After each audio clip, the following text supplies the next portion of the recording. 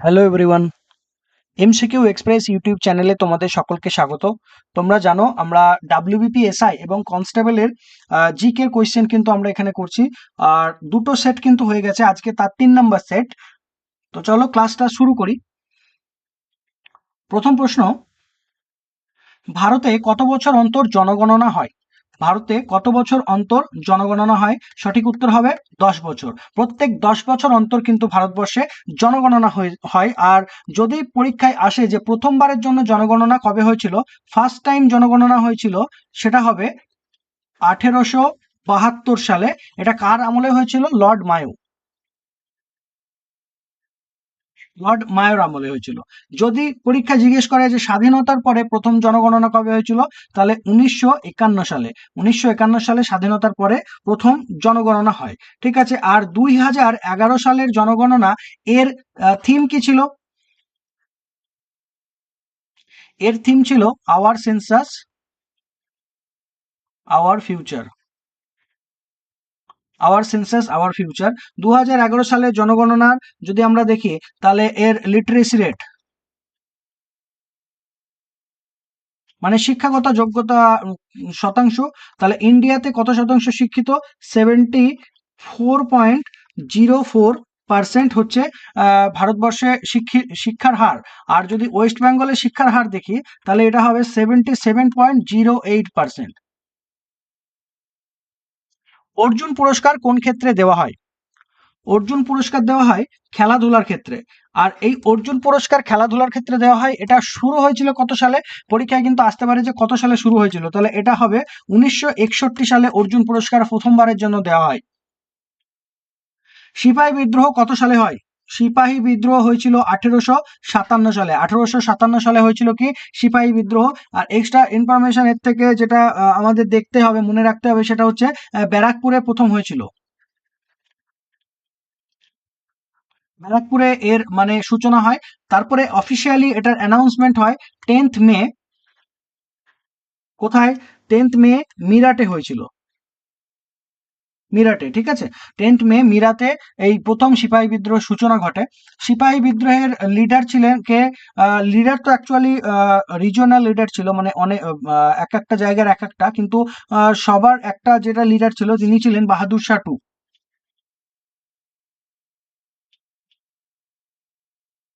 Bahadur Shah two, ইনি ছিলেন actual leader. আর উম, আরো যেটা জানা যায়, ঝাঁসি রানী রানী লক্ষ্মীবাই। রানী লক্ষ্মীবাই, ইনি কোথা থেকে ছিলেন? ইনি অ্যাকচুয়ালি লড়েছিলেন কোথা থেকে? ঝাঁসি থেকে।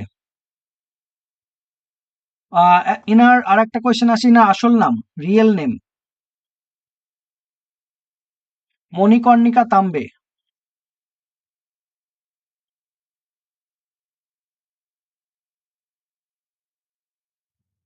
সিপাহী বিদ্রোহ সম্পর্কে ভিডি সাভারকর একটা ফেমাস কথা বলেছিলেন। তিনি তিনি কি বলেছিলেন?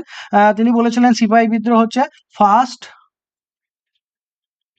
War of independence. এটা কে বলেছিলেন?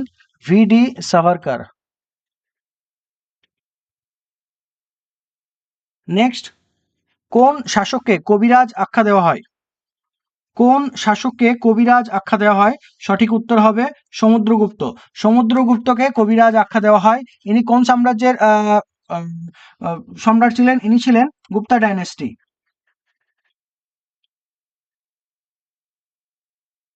এটার যদি আমরা ফাউন্ডার দেখি, শ্রীগুপ্ত। ঠিক আছে। আর এটার গ্রেটেস্ট হচ্ছে সমুদ্রগুপ্ত।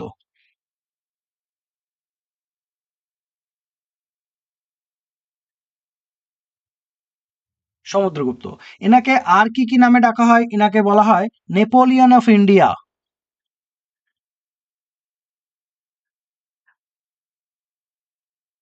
আর কি বলা হয়? পরাক্রমাঙ্ক।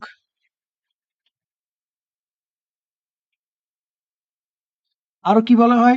আর বলা হয় সর্বরাজচেতা।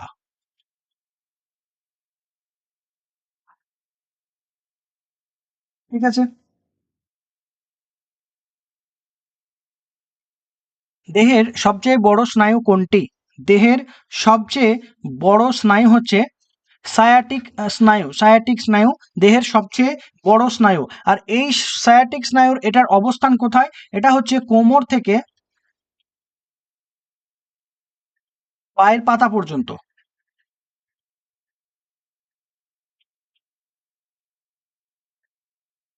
পায়ের পাতা পর্যন্ত, ঠিক আছে। এর সায়াটিক স্নায়ুর তাহলে অবস্থান হচ্ছে কোমর থেকে পায়ের পাতা পর্যন্ত। আর মোট স্নায়ু কতটা আছে, কত জোড়া আছে মোট স্নায়ু আছে? করটিক স্নায়ু কটা? করটিক আছে তোমার অ্যাকচুয়ালি 12 জোড়া। আর মেরুদণ্ডীয় স্নায়ু,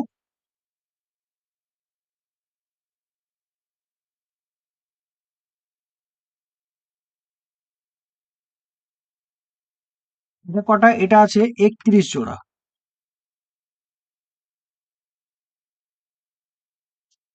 হীরাকুদ বাঁধ গড়ে উঠেছে কোন নদীর উপর?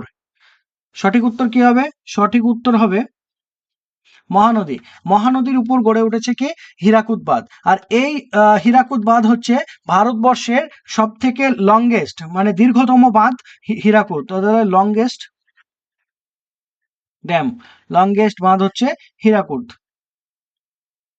নেক্সট বলছে, তৃতীয় পঞ্চবার্ষিকী পরিকল্পনার সময় প্রধানমন্ত্রী কে ছিলেন? তৃতীয় পঞ্চবার্ষিকী পরিকল্পনার সময় ভারতবর্ষের প্রধানমন্ত্রী ছিলেন জওহরলাল নেহেরু।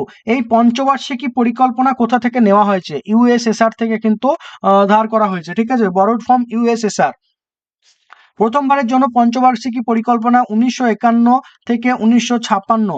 তারপরে কত? তারপরে 1956 থেকে 1961। তারপরে হচ্ছে 1961 থেকে 1966 পর্যন্ত। এই মাঝখানে একটা গ্যাপ হয়েছিল, কারণ হচ্ছে এখন এখানে ইন্ডিয়া চাইনা ওয়ার হয়েছিল, তো এটাকে এই সময়টাকে একটা কি আছে, প্ল্যান হলিডে,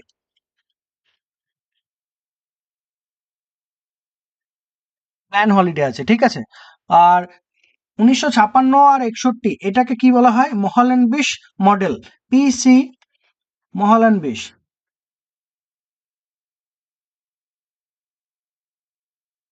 মহলানবিশ মডেল বলা হয়। আর এই পঞ্চবার্ষিকী পরিকল্পনাকে কিন্তু রিপ্লেস করেছে নীতি আয়োগ। নীতি আয়োগ, এই নীতি আয়োগ এটা অ্যাকচুয়ালি ভারতবর্ষে কবে শুরু হয়েছে? 1 জানুয়ারি 2015 থেকে। আর লাস্ট এই 5 ইয়ার প্ল্যান শেষ 5 ইয়ার প্ল্যান হচ্ছে 12তম। এটা কবে? 2012 থেকে 17 পর্যন্ত। তারপরে কিন্তু নীতি আয়োগ টেক ওভার করেছে। ভারতের প্রথম জাতীয় উদ্যান কোনটি? ভারতের প্রথম জাতীয় উদ্যান হচ্ছে Jim Corbett national park. Jim Corbett national park এটা হচ্ছে ভারতের প্রথম জাতীয় উদ্যান।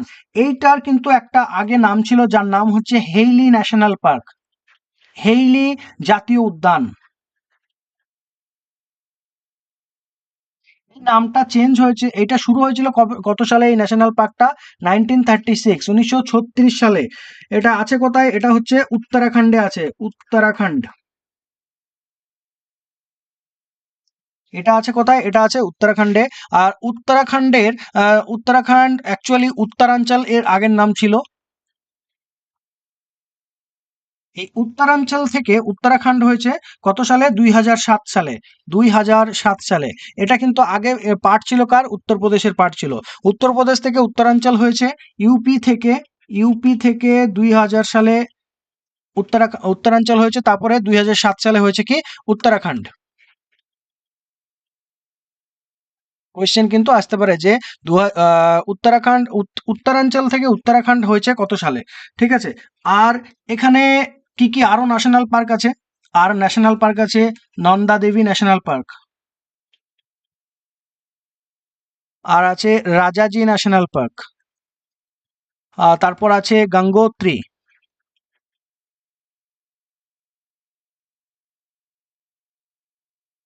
Gangotri national park. তাহলে ভারতের প্রথম জাতীয় উদ্যান হচ্ছে জিম করবেট ন্যাশনাল পার্ক, যেটা উত্তরাখণ্ডে অবস্থিত।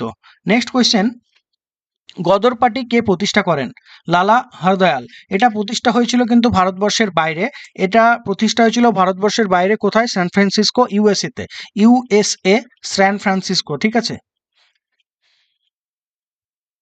San Francisco.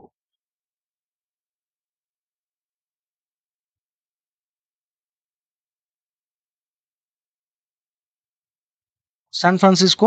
সালটা কত? 1913 সালে। 1913 সালে গদর পার্টি গঠন হয়। কে গঠন করে? লালা হরদয়াল। কোথায় হয়েছে? ইউএসএ, সান ফ্রান্সিসকোতে। আর এর আগে একটা নাম ছিল, যে নামটা হচ্ছে Pacific coast Hindustan association. Pacific coast Hindustan association, এটার পুরোনো নাম হচ্ছে প্যাসিফিক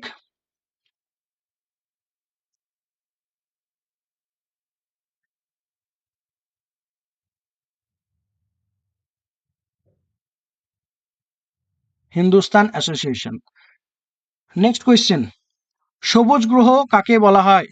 মানে কোনটা হচ্ছে সবুজ গ্রহ? সবুজ গ্রহ বলা হয় কোন গ্রহকে? সবুজ গ্রহ হচ্ছে আমাদের ইউরেনাস। ইউরেনাসকে কি বলা হয়? সবুজ গ্রহ বলা হয়। তাহলে নীল গ্রহ কাকে বলা হয়? সঠিক উত্তর কি হবে? পৃথিবী। পৃথিবীকে কি বলা হয়? নীল গ্রহ। লাল গ্রহ কাকে বলা হয়? মঙ্গল গ্রহকে। মঙ্গলকে কি বলা হয়? লাল গ্রহ। সব থেকে যদি দেখি আমরা, সূর্যের সব থেকে কাছে, সূর্যের সব থেকে কাছে হচ্ছে বুধ। আর যদি বলে পৃথিবীর যমজ গ্রহ যেটা, সেটা হচ্ছে কি? শুক্র। শুক্র হচ্ছে যমজ গ্রহ।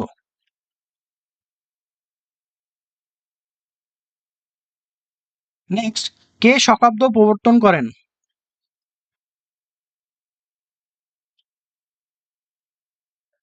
কে শকাব্দ প্রবর্তন করেন? ঠিক আছে, সঠিক উত্তর কি হবে? কনিষ্ক। কনিষ্ক শকাব্দ প্রবর্তন করেন। কত? 78 এডি। কনিষ্ক কোন সাম্রাজ্যে ছিলেন? ইনি ছিলেন কুষাণ সাম্রাজ্যের।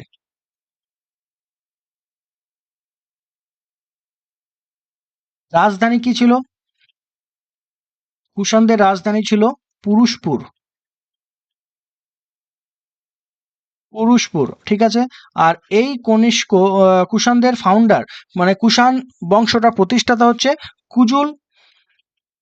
আমি লিখে দিচ্ছি, ফাউন্ডার কুজুল কদফিসেস।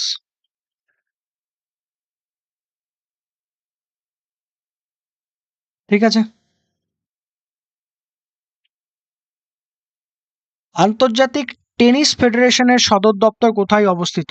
আন্তর্জাতিক টেনিস ফেডারেশনের সদর দপ্তর অবস্থিত, সঠিক উত্তর হবে লন্ডন। লন্ডনে অবস্থিত হচ্ছে আন্তর্জাতিক টেনিস ফেডারেশনের সদর দপ্তর। তাহলে টেনিসের সঙ্গে কিছু কাপস অ্যান্ড ট্রফিস আমরা দেখি। কাপস, টেনিস কি আছে? ইউএস ওপেন, ফ্রেঞ্চ ওপেন, আর কি আছে? ওয়েম্বলিডন। ঠিক আছে, আর কি আছে? Australian open.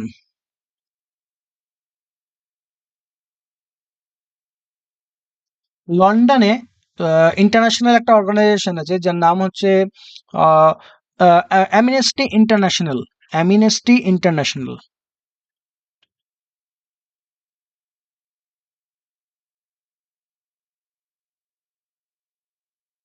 এটার হেডকোয়ার্টার।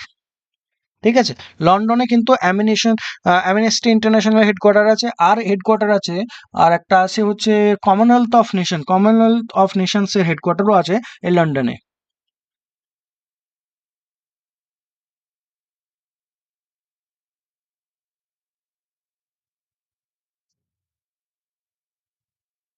সৌরভ গাঙ্গুলির আত্মজীবনীর নাম কি? সৌরভ গাঙ্গুলির আত্মজীবনীর নাম a century is not enough. A century is not enough, এটা হচ্ছে সৌরভ গাঙ্গুলির আত্মজীবনীর নাম। তাহলে আর কিছু ফেমাস খেলোয়াড়দের আত্মজীবনীর নাম, যেটা আমাদের পরীক্ষায় কিন্তু মাঝে মাঝে আসে, এসএসসি তে তো বহুবার কিন্তু এই কোয়েশ্চেন গুলো আসে, সিজিএল, সিএইচএসএল এবং এমটিএস এ। তো তার মধ্যে কিছু ইম্পর্টেন্ট যেগুলো আসার মতো, সেগুলো হচ্ছে সুনীল গাভাস্কার।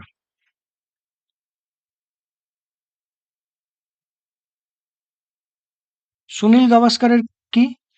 সানি ডেইজ। এটা হচ্ছে সুনীল গাভাস্কারের। তারপরে যদি দেখি ভিভিএস লক্ষ্মণ, এনার আত্মজীবনী হচ্ছে 281 অ্যান্ড বিয়ন্ড। তারপরে মেরি কমের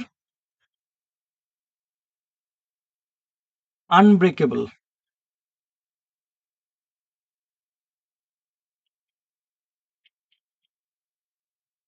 আনব্রেকেবল হচ্ছে মেরি কম।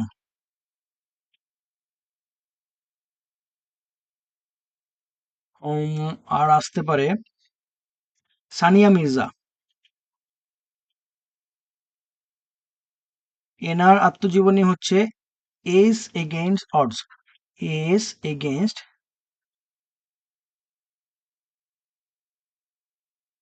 অডস। আর একটা আছে, আর একটা নেক্সট। আচ্ছা, এবার মনে পড়লে নেক্সট ক্লাসে আমি করিয়ে দেবো, ঠিক আছে। মিকি মাউসের স্রষ্টা, মিকি মাউসের স্রষ্টা হচ্ছে ওয়াল্ট ডিজনি এবং উব আইওয়াক্স। ওয়াল্ট ডিজনি, অ্যাকচুয়ালি এটা কিন্তু ওয়াল্ট ডিজনিটাই কিন্তু অপশনে বেশিরভাগ থাকে, ঠিক আছে। আইওয়াক্সটা খুব কম থাকে, ওয়াল্ট ডিজনিটা থাকে, মিকি মাউসের স্রষ্টা। আর ফেমাস কিছু কার্টুন চরিত্র যেটা হচ্ছে চাচা চৌধুরী, এরকম কিছু কার্টুন চরিত্র যেগুলোর স্রষ্টা আমরা যে দেখে রাখছি। চাচা চৌধুরীর স্রষ্টা হচ্ছে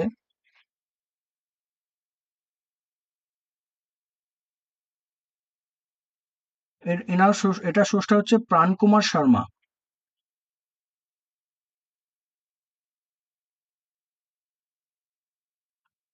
প্রাণ কুমার শর্মা হচ্ছে চাচা চৌধুরীর স্রষ্টা, ঠিক আছে। আর আরেকটা আসে হাঁদা ভোঁদা।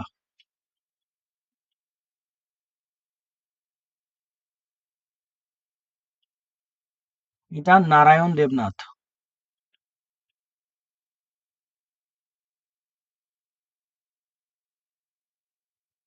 তারপর আছে নন্টে ফন্টে, এটাও নারায়ণ দেবনাথ, ঠিক আছে।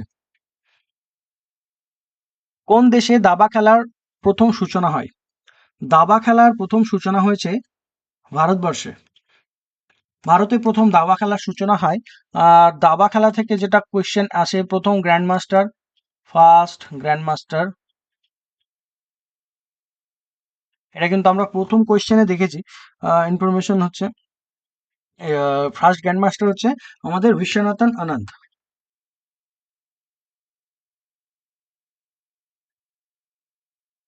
উনি হচ্ছেন প্রথম গ্র্যান্ড মাস্টার, ঠিক আছে। যদি পরীক্ষা আসে ক্রিকেট, এটা উৎপত্তি কোথায়? এটা হচ্ছে ইংল্যান্ডে। তারপর হকি খেলা, এটাও হচ্ছে ইংল্যান্ডে। Football, England. এগুলো সব ইংল্যান্ডে, ঠিক আছে। আর ক্রিকেটের যেটা সর্বোচ্চ নিয়ামক সংস্থা সেটা হচ্ছে আইসিসি। এর হেডকোয়ার্টার কোথায়? এর হেডকোয়ার্টার আছে দুবাইতে। এটা এস্টাবলিশ হয়েছে 1909, অ্যাকচুয়ালি প্রথম এস্টাবলিশ হয়েছিল 1909 সালে, ঠিক আছে। কিন্তু দুবাইয়ে পরে এটার হেডকোয়ার্টারটাকে দুবাই সরানো হয়। তাহলে আইসিসি হেডকোয়ার্টার আমরা দেখলাম কোথায়? দুবাইতে। ফুটবলের ফিফা, এর হেডকোয়ার্টার হচ্ছে জিউরিক। নেক্সট, জ্যাব কথাটি কোন খেলার সঙ্গে সম্পর্কিত? জ্যাব কথাটি বক্সিং এর সঙ্গে সম্পর্কিত। বক্সিং এর সঙ্গে সম্পর্কিত হচ্ছে জ্যাব। আর কি কি আছে? আর কি কি টার্ম আছে যেগুলো বক্সিং এর সঙ্গে সম্পর্কিত? সেটা হচ্ছে হুক, তারপর আছে রোপস, আর কি আছে? ক্রস। ক্রস কিন্তু ফুটবলেও আছে, ঠিক আছে। আর উম, তারপরে আছে বোলো পাঞ্চ, বোলো পাঞ্চ। আর একটা যেটা আছে সেটা হচ্ছে ক্লিঞ্চ।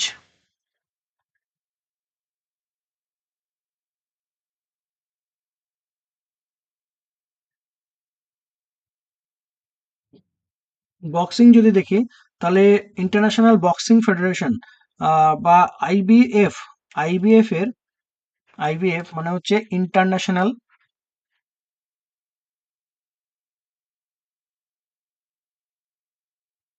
Boxing federation. এর যদি হেডকোয়ার্টার জিজ্ঞেস করে কোথায় আছে, এটা হবে ইউএসএ তে। ইউএসএ তে আছে হচ্ছে হেডকোয়ার্টার, ঠিক আছে। সংবিধানের কোন অনুচ্ছেদ অনুযায়ী রাষ্ট্রপতি সারা দেশে জরুরি অবস্থা ঘোষণা করতে পারেন? সংবিধানের কোন অনুচ্ছেদ অনুযায়ী রাষ্ট্রপতি সারা দেশে জরুরি অবস্থা ঘোষণা করতে পারেন? 352 নম্বর ধারা, আর্টিকেল 352। সেটা হচ্ছে পুরো ভারতবর্ষে। আর যদি স্টেট ইমার্জেন্সির কথা বলা হয়,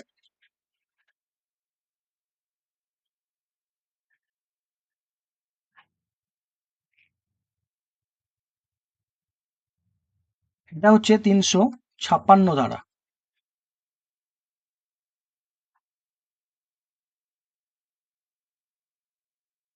356 ধারা। আর একটা আছে ফাইন্যান্সিয়াল ইমার্জেন্সি।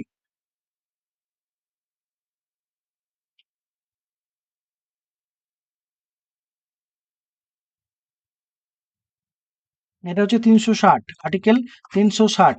356 হচ্ছে স্টেট ইমার্জেন্সি, 360 হচ্ছে ফাইন্যান্সিয়াল ইমার্জেন্সি। আর ভারতবর্ষে যদি আমরা দেখি তো তাহলে মোট যদি কোয়েশ্চেন আসে যে ভারতবর্ষে মোট কতবার ইমার্জেন্সি জারি হয়েছে, তাহলে হবে 3 বার। ঠিক আছে, 3 বার। যার মধ্যে প্রথম হচ্ছে 1961 সালে, তারপরে হয়েছে 1971-এ, তারপর হচ্ছে 1975-এ। 3 বার টোটাল জারি হয়েছে। আর ফাইন্যান্সিয়াল ইমার্জেন্সি কিন্তু একবারও হয়নি। ঠিক আছে, একবারও হয়নি। একবারও ফাইন্যান্সিয়াল ইমার্জেন্সি ভারতবর্ষে জারি হয়নি। সাবানের রাসায়নিক নাম কি? সাবানের রাসায়নিক নাম হচ্ছে sodium stearate. Sodium stearate. Sodium stearate হচ্ছে সাবানের রাসায়নিক নাম। আর যদি আমরা দেখি তাহলে বেকিং সোডা, এটা হচ্ছে সোডিয়াম বাইকার্বনেট। আর যদি ওয়াশিং সোডা বলে, এটা হচ্ছে সোডিয়াম কার্বনেট।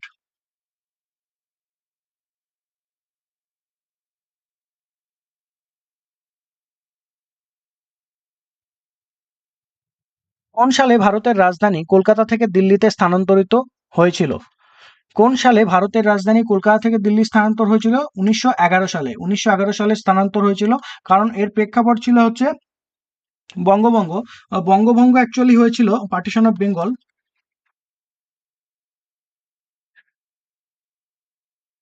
এটা ডিক্লেয়ার করেছিল কে? এটা করেছিল কার্জন। এবার এটা হচ্ছে ডেটটা কবে?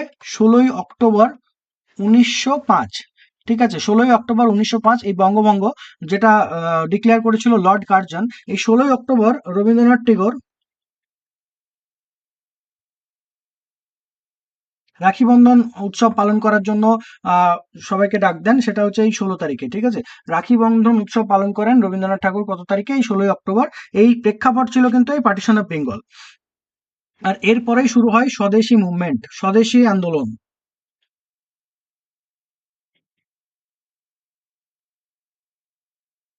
তাহলে 1911 সালে স্থানান্তরিত করা হয়। এই 1911 সালে কার আমলে করা হয়? হাডসনের, হ্যাঁ, হার্ডিন্স টু এর আমলে। পঞ্চায়েত ব্যবস্থায় মহিলাদের জন্য কত আসন সংরক্ষিত থাকে? পঞ্চায়েত ব্যবস্থায় মহিলাদের জন্য সংরক্ষিত আসনের পরিমাণ হচ্ছে 33%। 33% আসন কিন্তু থাকে পঞ্চায়েতে মহিলাদের জন্য। আর পঞ্চায়েতের ইলেকশন সেটা অ্যাকচুয়ালি হয় যেটা, সেটা কন্ট্রোল করে কে? সেটা কিন্তু সেন্ট্রাল ইলেকশন কমিশন বা ইলেকশন কমিশন অফ ইন্ডিয়া করে না, সেটা রাজ্যের ইলেকশন কমিশন কন্ডাক্ট করে। আর স্টেট ইলেকশন কমিশন,